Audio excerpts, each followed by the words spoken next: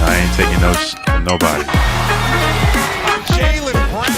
Your superstars have off games. Follow us on social media at Celtics Talk Weekly.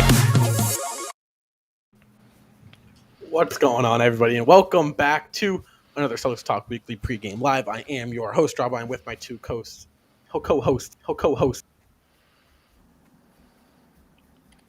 Night of a back-to-back here. Second night of an LA back-to-back. The yearly tradition that most teams do. I believe most teams play. Most East Coast teams play LA. Both LA teams on back-to-backs. Both teams 13-2. Celtics coming off of a loss last night to the LA Clippers, 117-102. Seamus, now tonight, Celtics, obviously without Jaylen Brown, yet again, this is his fourth straight game, missed with the hamstring. Paul George, I believe, has not been activated. He's still a game-time decision. What do the Celtics need to do tonight in order to get a win here? Well, they need to pick up their pace, and they also need to get after it inside of the paint. Those are two things they were absolutely dominated in last night against the Lakers. Last night, the Lakers, they like to play fast. They're a fast-paced team despite them being an old team. And you saw this, they pretty much just ran the Celtics off the floor tonight. Clippers, they come into tonight, another fast-paced team. They're top 10 in pace this year. Celtics, that's been a point of emphasis for them for these past couple of weeks, is to pick up their pace from their good start of the season, because we saw them play at that fast pace to start the season, but it's dwindled over time. And obviously the paint battle too. The Lakers last night completely dominated the Celtics down in the paint in terms of rebounding and points in the paint, along with second chance points. The Celtics, they lack in all these categories this year: second chance points, fast break points, points in the paint, all of the important miscellaneous categories that a team, can capitalize on. The Celtics rank down in the bottom of the league in that, and tonight they need to win the paint battle against the Clippers, because quite frankly, I mean, the Clippers, they shouldn't have the horses to go and compete with the Celtics inside the paint tonight. Yeah, totally. And I don't think that this is a game that, obviously, a West Coast trip, every game you got to take with, you got to take seriously. I don't think the Clippers should be a team that the Celtics should struggle against at full strength. Celtics obviously still not at full strength. Injury report is the exact same as last night. Brown, Fernando and Parker all ruled out. Same injuries.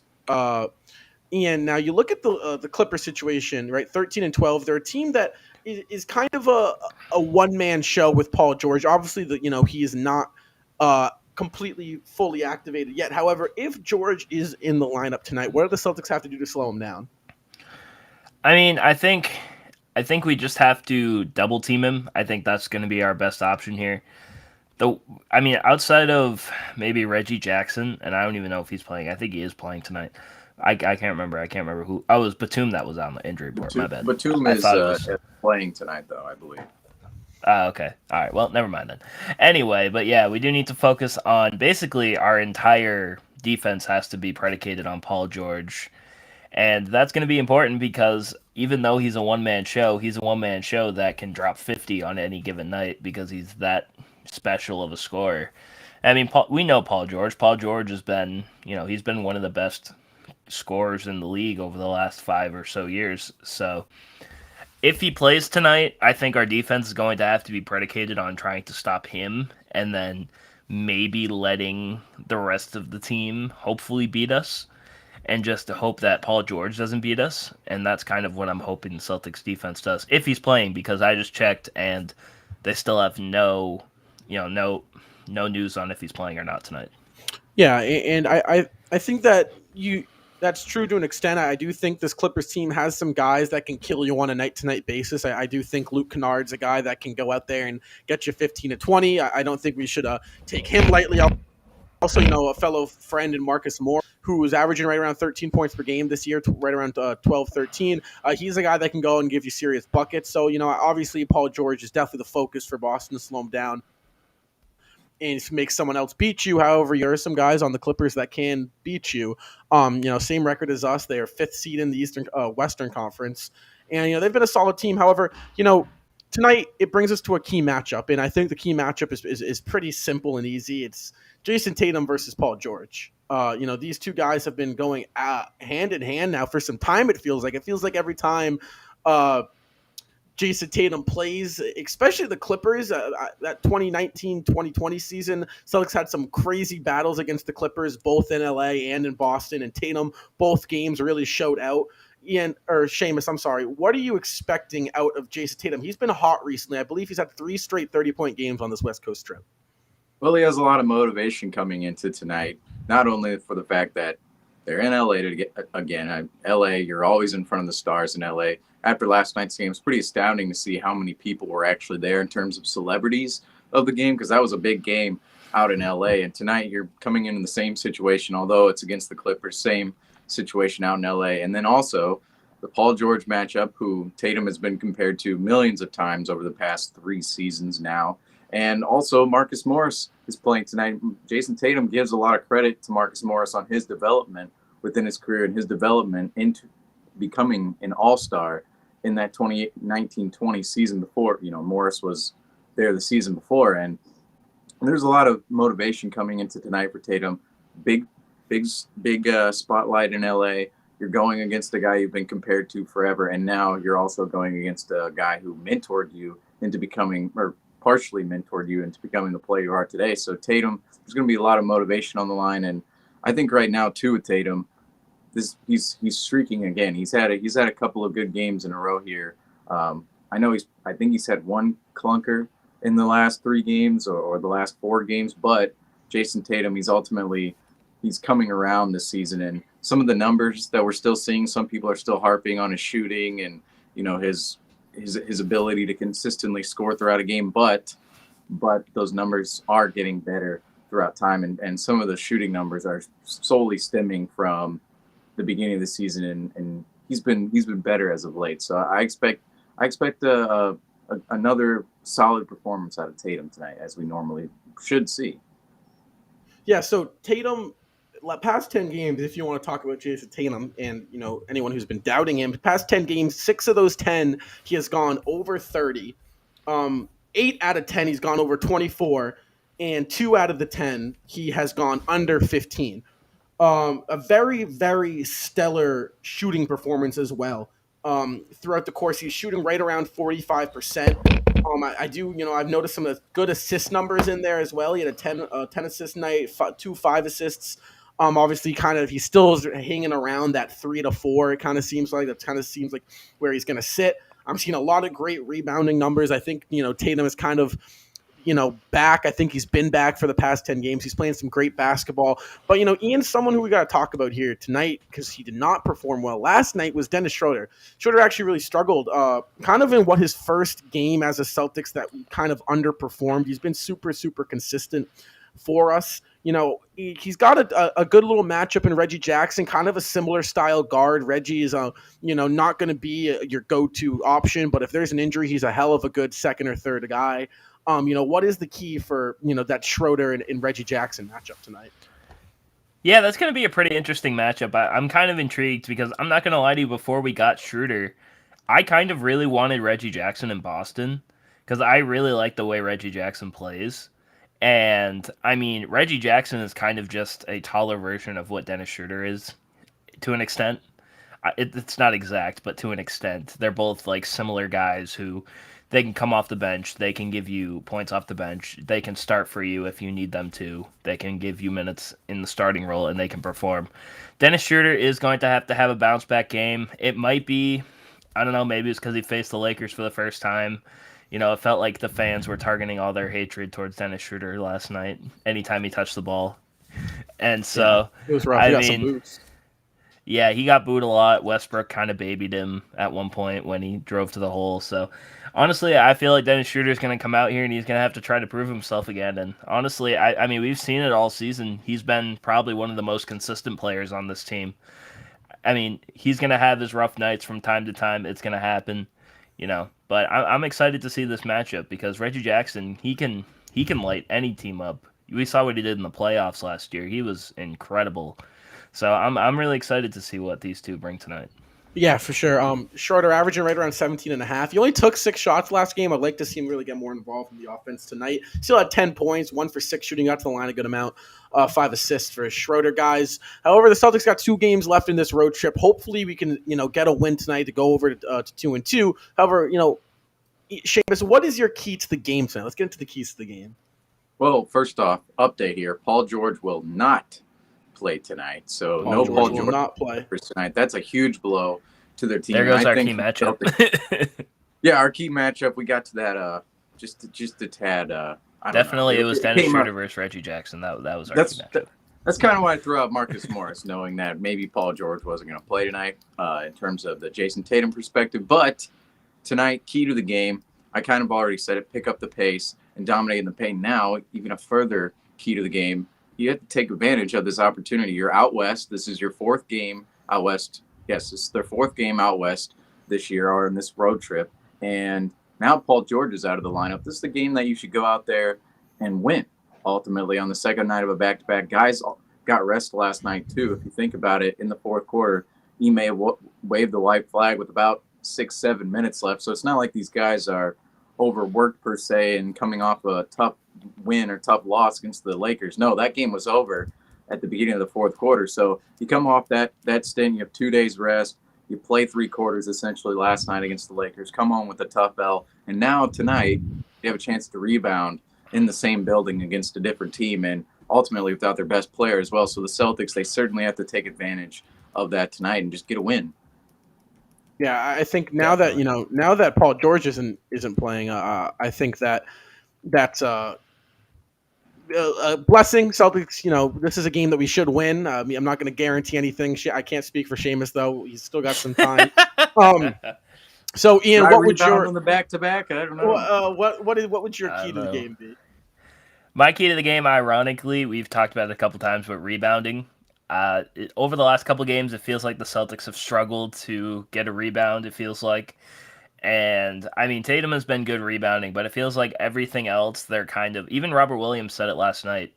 They were miscommunicating on where to be, who was getting the rebound, et cetera, et cetera. So I feel like we need to focus on rebounding tonight because that's going to be pretty important when we play the Clippers. And I am glad that Paul George isn't playing because we kind of caught a break. But we did see what happened when we played the Bucks, and they didn't have Middleton or they didn't have Middleton or Giannis, and we went into overtime. So I guess that also counts as not taking your opponent for granted.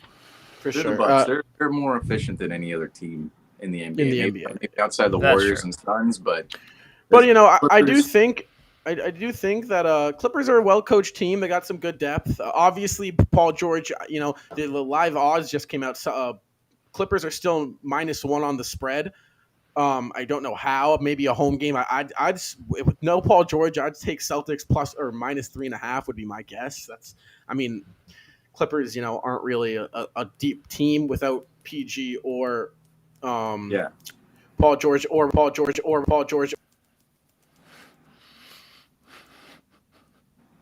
We have an audio issue. Oh, are we here? I'm not gonna lie, Rob. My favorite part when your mic goes out, it just repeats the same word you said like 3 times in a row. I think that's like the funniest part when your mic goes out. Because you'll be talking to be like Paul George, and then it'll cut back in. Are we better? Yeah, we're good. Yeah. All right, so I'd say my key to the game tonight is attack the hoop strong. I think that when the Celtics are at their best is when they're driving with a purpose, especially Jason Tatum. And Smart has this tendency to drive looking for a foul, and it has not seemed to go our way at all this year. So my key to the game tonight is drive to the hoop with a purpose. That's a good one. Yeah, that's a good one because that happens a lot in today's NBA where dudes are literally driving to the hoop only to foul hunt. They're not going in with any intention of actually finishing or making a play. And we certainly saw that out of the Celtics last night late in that game when they became desperate. Yeah, and I think that I understand it at times. You get frustrated, shots aren't falling. Tatum, you're a star player. You look for star calls. However, tonight, you got to drive, especially when you got to drive strong. They don't have their 2 best perimeter defenders in Paul George and Kawhi Leonard. No one can really guard Tatum on this court. Obviously Morris is a guy that's going to go be chippy. However, he cannot hang toe for toe with Jason Tatum. However, let's get into some over-unders tonight, guys. Last night, you guys both hit 3.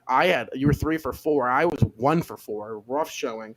Hopefully, I can kind of turn it around tonight. Now, obviously, Clippers shorthanded. That means they're playing with lineups they're not usually so used to playing with. So, the over-under tonight is, do the Celtics have over or under 7.5 steals against the Clippers tonight? Ooh. Well, I have a good resource here in front of me. The Celtics last night had 7 steals. So this is 7.5, right? So they have to get 8. Okay, so they've gotten over the 7.5 mark. Let's see, 1, 2, 3, 4, 5, 6, 7, 8, 9 times this season out of 25 games. 9 times out of 25 games they've gotten over that mark. And I don't know. The games in which we did it seem a little fluky. A lot of L's in there. A lot of garbage time L's. Toronto, Atlanta's in there. New York, overtime is in there as well. Yeah. Orlando, garbage time, a lot of garbage time. Miami, garbage time. I'm gonna go under. I'm gonna join you. I'm gonna go under too. Yeah, I'm gonna go under too. I think 7's a lot, especially for. I don't think we're gonna get 7. But I think we're gonna force a good amount of turnovers. I just don't know if they're gonna come in this fashion of steals. I think a lot of the times you see the Celtics and they're just forcing just bad shots and the balls. They're going to the lane and stripping the ball out of bounds.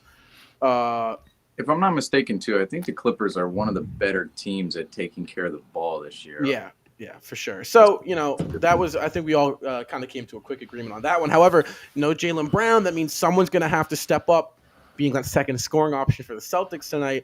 No one really did it last night. Rob Will kind of gave us some spark. So, guys, will Al Horford go over or under 13.5 points tonight against the Clippers? Actually, wait a minute. I want to correct myself before we do this next one. The Clippers are actually bottom 10 in turnovers. So, yeah, that's maybe a new factor in that version. I was thinking they force turnovers from their opponent. So the Celtics take care of the ball tonight. They force turnovers. They unfortunately commit them as well. So wait, what's this over? So Al Horford, 13.5. I'm going to start us off. I'm taking the under here, second out of the back-to-back. Horford's probably not going to play a lot, especially no PG. You got to assume Celtics may have a little hefty lead that they get together. I think it's going to be a Grant Williams, Freedom, and Robert Williams heavy night. So I'm saying under. Ooh, this is an interesting one because the matchup. Clippers don't have that many big bodies to throw at the Celtics tonight. So I wonder if that, makes a difference. But also, I would say Al Horford, he needs to hit his shots. I thought last night he had a couple of nice opportunities in LA or against the Lakers last night, and he just didn't hit them. They were open. He didn't hit them, and we all know it's a make-or-miss league. And can he hit 3 of those threes? Can he hit 2 of those threes, or is he going to hit 0? I don't really know. Al Horford's been a little bit up and down in that respect. 13.5 is a lot. I'm going to have to go under tonight. We just haven't seen a lot from him this season.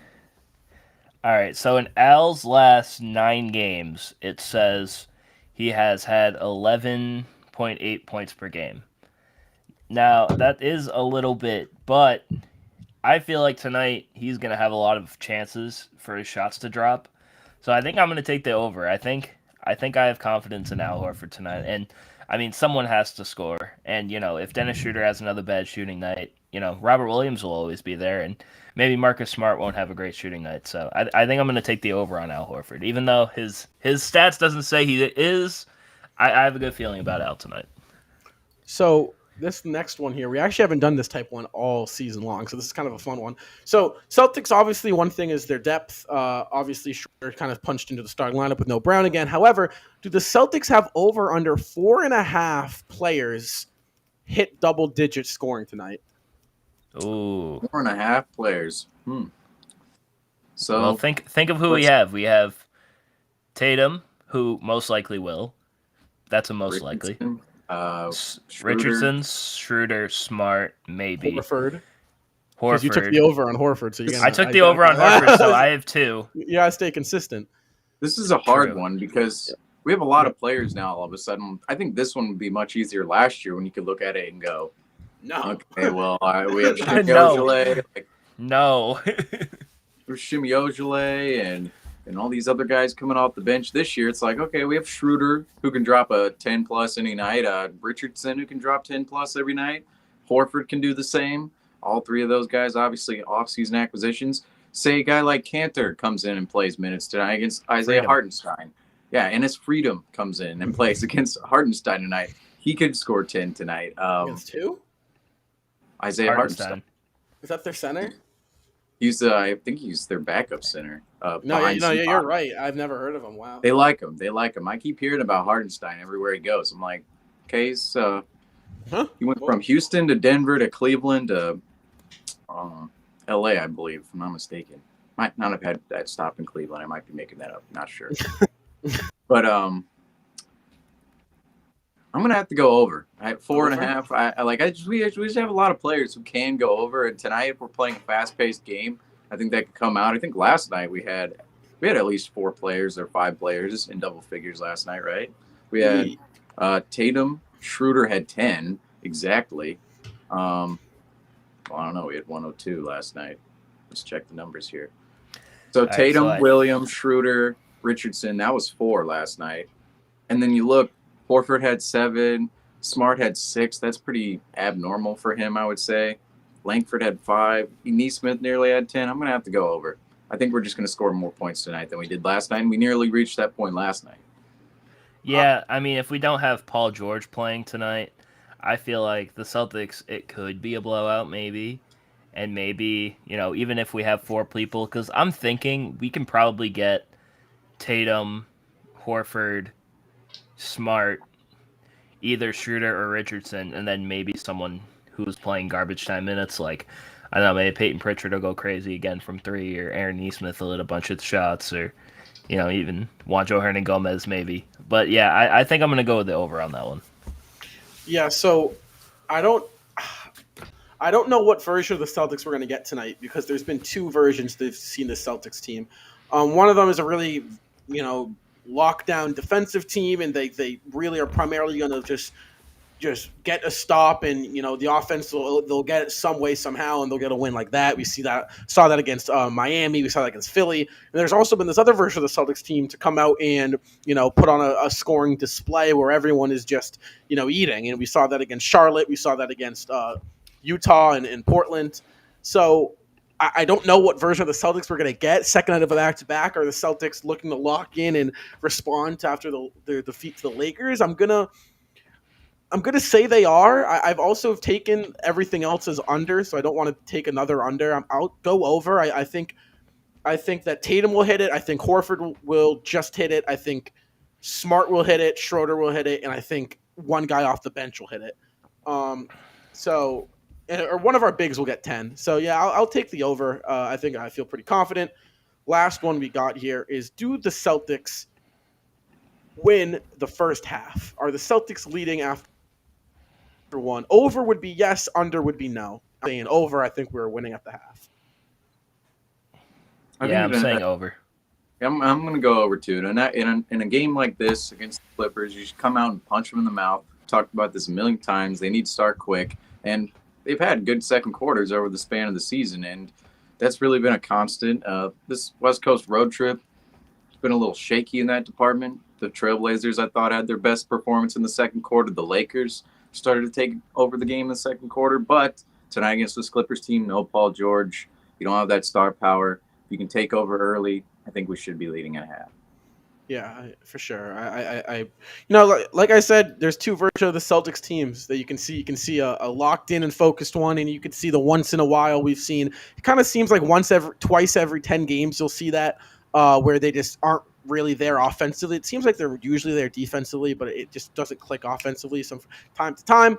I'm expecting the Celtics to come in here, finish off a big-time win, get ready, focused up for Friday, I believe, against Phoenix to close off this Western Conference road trip. Guys, we're coming up on tip-off very, very shortly. Before we close out the show, some final thoughts, final words before the Celtics take on the Clippers. We didn't say this last game, but I feel like we should have. happy late birthday to Deuce Tatum. He turned And 4 Larry the other Bird. day. So Yeah, Larry and Larry Bird. Bird. Larry Bird. Larry Bird's birthday was yesterday too. So happy late birthday to Larry Legend and the new upcoming young legend Deuce Tatum.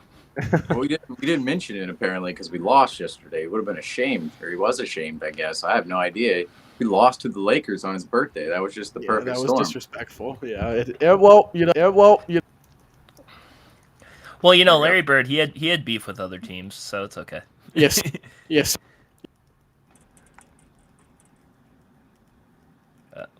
Oh. It looked like you have something to say. I don't want to close out on you. Oh no, you're sorry. Your mic went out. But final words tonight.